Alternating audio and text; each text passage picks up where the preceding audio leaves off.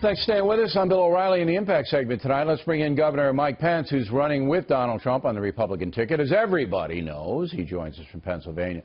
So, Governor, you guys caught a break with this Hillary Clinton email stuff. Do you think it's enough to hand you the election a week from tonight?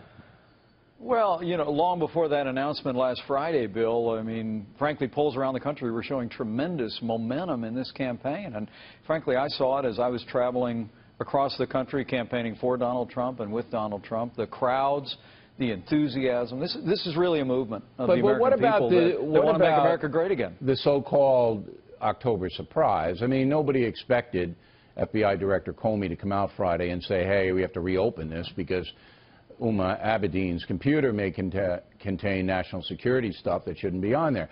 So, I mean, that's what I'm trying to get into perspective here, whether that's enough to put you guys over the top. In your opinion, is it? Well, I think that's in the hands of the American people, but the simple fact is that millions of Americans, Bill, were very troubled this summer when the FBI concluded that Hillary Clinton had been, in their words, extremely careless with classified information on a private server when she was Secretary of State, and yet they didn't recommend to continue the investigation or charges. We think it was right, and we commend the Director of the FBI for keeping his word to the Congress and the American people. Okay. They found new, pertinent information. They're initiating an investigation. But what we already knew about Hillary Clinton's years as Secretary of State, where she had a private foundation that took foreign contributions and has come out in this avalanche of emails, I truly do believe convinces millions of Americans that Hillary Clinton should never be elected President of the United States. At the end of the day, I want to tell you, there was tremendous momentum in this campaign, even before this latest announcement, and we're seeing it across Pennsylvania and everywhere we go. Well, you're down by 11 in Pennsylvania, according to the Franklin Marshall poll, but we'll get to that in a moment. But I still want to stay on Hillary Clinton here. Do you think that she is a corrupt person?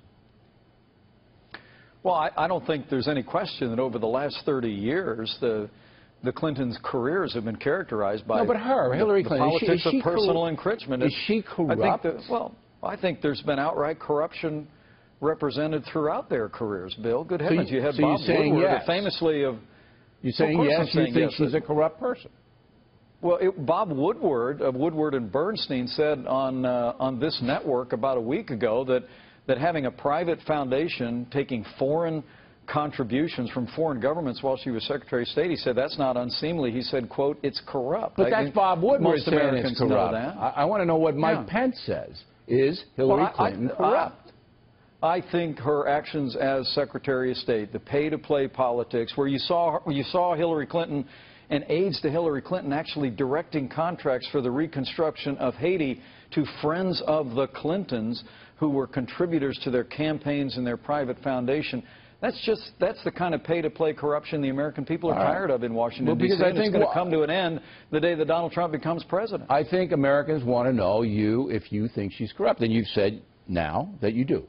Is Loretta Lynch, the Attorney General of the United States, corrupt? She does not want to investigate the Clinton Foundation. You just pointed to it. She does not want, according to reportage by the Wall Street Journal, to investigate it at all. Is Loretta Lynch corrupt?